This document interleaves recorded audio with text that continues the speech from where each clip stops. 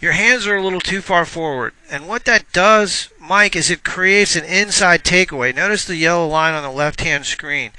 Watch how the club gets way in behind you and shut. Yes, okay. That's why you're hitting it left, under pressure, because the face is closed right there. Okay. Now, what do I mean by closed? The face should match your spine angle. And here's how I'll show you that. If I stood upright and I put the club right in my chest, sorry, there's a lot of junk around, and I just turn my body, I'm not moving my hands or manipulating the club, the face is perpendicular. But now watch this. As I bend at a 45-degree angle and I do the same thing, now look at the face. It matches your spine angle. So, if you're doing this, which is what you're doing, if you're manipulating the club, then you've got to figure out how to get it back. So that takeaway is easy to fix because it's the initial phase of the backswing where you can control that. Now, from there, you do a nice job. But I'm going to just show you what I'm talking about in terms of backswing. Alright, this guy's on TV this week, Cameron Smith. He's a young kid from Australia, Brisbane, Australia. He's playing in the tournament up in Boston. He's a little guy. Okay, that's a little different takeaway, isn't it? Yeah, it's a lot different. His hands are going a little bit outside, but notice where the club is. The club's more out in front of him. What do I mean by out in front of him? It's more in line with the center of his body. So what does that mean? That means the handle part, the end of the golf club, and the club head move at the same time. There is no manipulation of the wrist joint. Okay. And you're doing that. Yes. You can see this here. Okay. There's that manipulation. Very early. Right. And so for me, I learned this from Butch Harmon actually. And he learned it from Claude Harmon. He said when you start your swing with your hands, you're going to use your hands. Yeah. You know, and I was like, how can I argue with that? Okay, so there he is. Look at the club face, how it matches his spine angle there. So he's not manipulating the club. So you've heard the old thing, just one piece takeaway. So how would you practice that? I'm going to show you a couple different ways to do that. I'm going to record it, so I'm going to keep this thing on me. You just put a club down on your right toe, not at 90 degrees, but just a little bit less than 90, say 80 or whatever this is. We'll call it hands on a clock, 12 is there, 11's there. And then you just move this part of the club with the club head keeping the angle in the lead wrist the same. And those two should match up. So notice my left wrist. Now you have your hands forward and you go like this. I don't want the handle too far forward. Now at impact I want it forward, but I don't want it forward at address. Because the more you move your hands forward at address, the more the club's going to work inside. Alright, once you get to the top, you're good. The club is in a really nice position, and you're going to drop it. Now, are your hands too high? Now Yeah. I was reaching. You have very long arms for your height, so I could never get that high with my hands. But I think we can make a slight adjustment here in your backswing, and I think we'll get a desired result. I've noticed that as well. I have a tendency, as a lot of golfers do, to reach when I get back there. Rather than just going back and stopping my swing with my shoulders and arms, I get a little of that, and it Right. my timing. What I want you to do is put a glove under your left arm, right at the upper part of your arm, right on your bicep. And I want you to turn back and maintain that connection.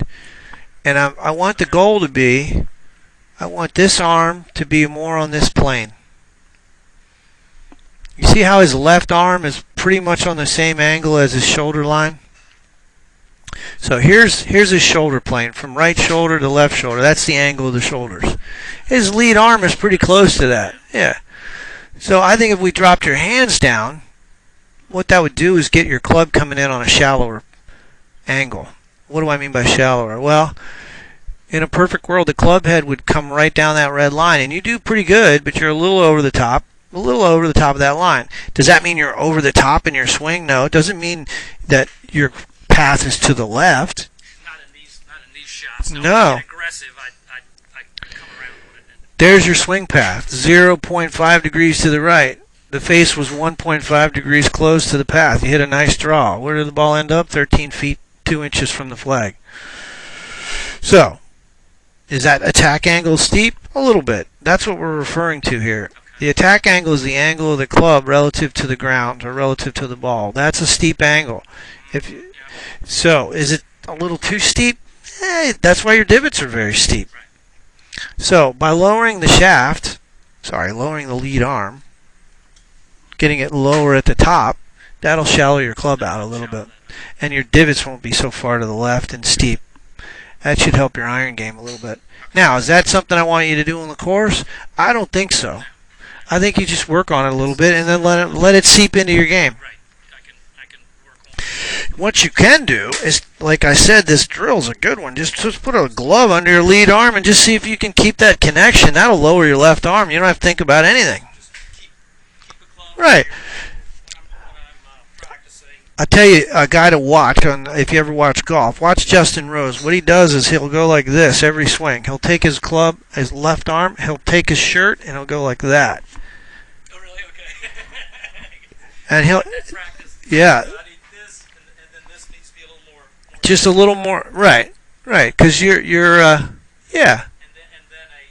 more of a one piece. yeah. One piece takeaway. So that's it. Here, Yep. or like Right. So not 90 degrees. maybe something like this. Right. And then just think about this. This is all you're thinking about. And I'm going to give you the feel here.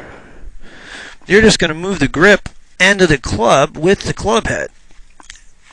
That's it. Okay. Instead of this. And that's really it.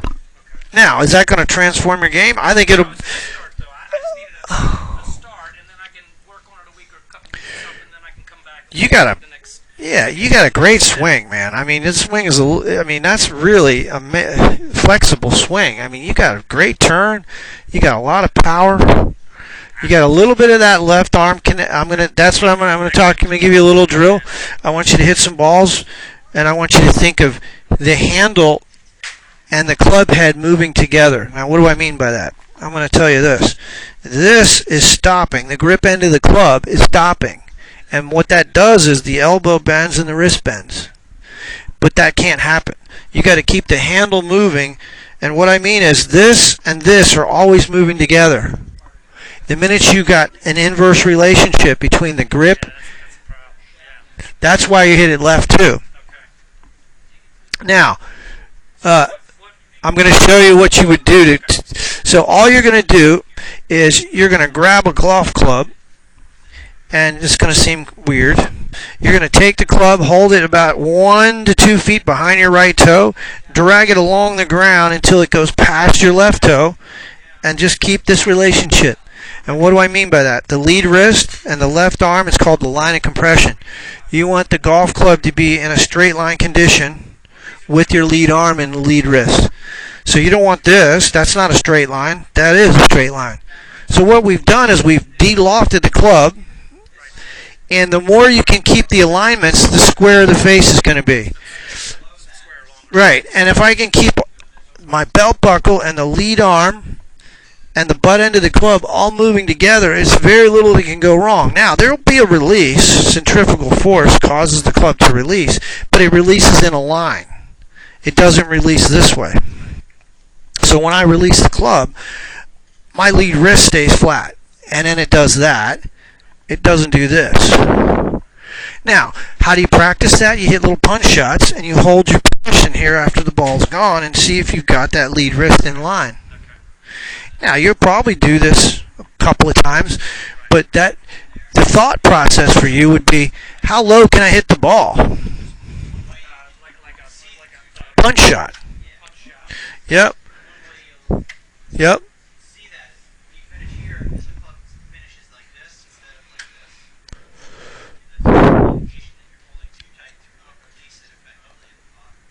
Alrighty.